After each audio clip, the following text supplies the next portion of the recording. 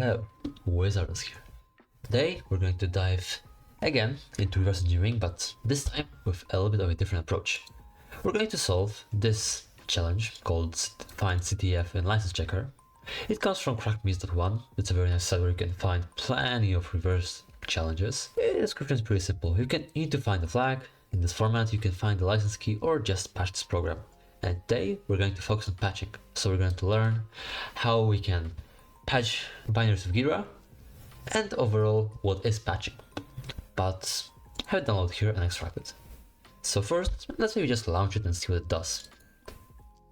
Run. It's not malware, so we can just run like this. Choose a language. Let's choose English. Or maybe let's choose something random. Okay. Invalid language selection. Let's choose English. Then we just get this banner, which is some digits, CTF, whatever, and tells us this is an invalid license key. Okay, let's leave it like this. And now go to Ghidra and import this binary. Import license checker exa. Okay, whatever. Yes, because it's an exe file, it's a portable executable. I'm going to probably make some video on it, what is PE format and all the other different ones, but that is not for today. Click OK. File is importing. And we'll have to wait for a while. In this moment, you can leave a like, subscribe to my channel. Okay, it's almost done. Need to process. Perfect, it's imported. Okay. Now you can double click on it to open code browser. This is going to disassemble and decompile the exe file into a pseudo C form. So yes, we want to analyze it. Analyze it again. And now we need to wait for a while until this part here. Okay, perfect, I don't give a damn. Need to wait until this part here finishes.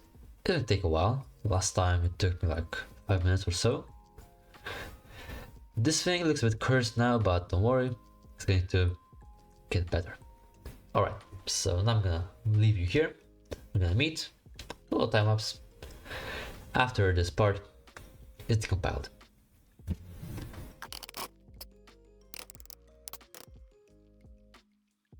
Alright, right now, as you see, everything's decompiled. At the first glance, it looks cursed, I know, but this is just, let's say, pseudo-C representation of C++ code. So if you ever code in C++, that's what it looks like in the decompiler. But don't worry, we're going to figure it out. First, we see there are created two strings, local 78 and local 98. Okay. Then there is this true loop that gives some cout, then it loads something into local 98, and then creates a local 58 variable, which takes the iterator to the end of the map, called languages, then searches for the element local 98 in this map, and if local 50, so the position is not the end, so if it was found, it says break, so it means the language has been chosen correctly. So local 98, we can rename it by using L on our keyboard. We can rename it to language. Perfect. Then I'd assume this thing is the banner, the one that we see up here. And this do while loop will definitely do the job of checking the license key, getting the flag, and actually running all the things that this program should do. I've told you that this time we are going to use a different approach, which is patching and not reversing. So but let's first just go back here. First, as we see here, it prints something out, then loads something into local 78, and I'd assume that this, let's say, passed. If it's equal to exit, then the code ends, but if it isn't, we pass it into the function called validate license key. Double click to open it. Okay, and as we see here, there's some logic going on here, but right now we are not going to really focus on it too much. Why? Because I told you we're going to be patching it. So as you see here, I can safely assume that uvar4 is the status code, which pretty much means that whenever something messes up, so somebody put in the wrong password, then they just return the code 0, and that is false. But if everything is correct, they return code 1, which is true. So technically, if we replaced every single 0 with 1, then it could possibly work. We can do it in assembly, in the listing here. Let's go quickly over those. So first start with this move. You click, you right click, or just use Ctrl+Shift+G to patch instructions, and this little window will pop out. This is going to construct the assembler and check your CPU to figure out whether it's okay for patching or not. Don't worry, it will not take too long.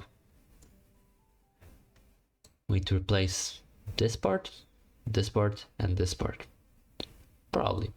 Or just, even if we replace just this part and put in there something which has CTF in place, then it would be good.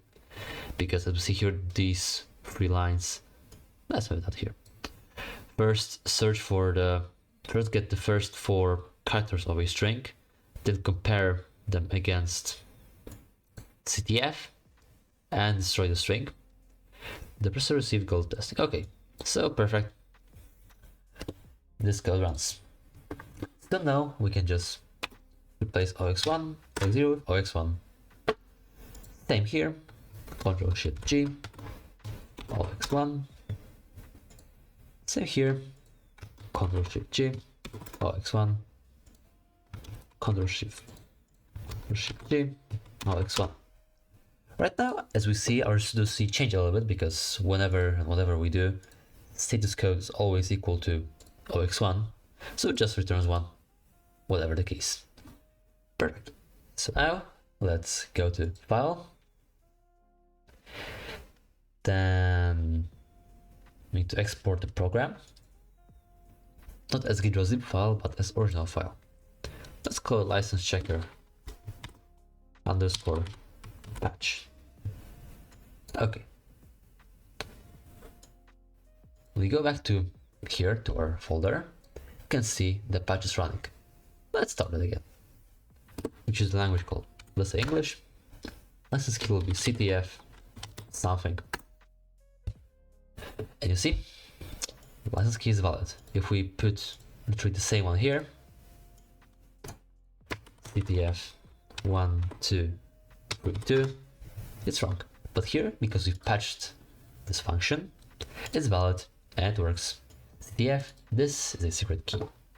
So yeah, that's overall how patching works.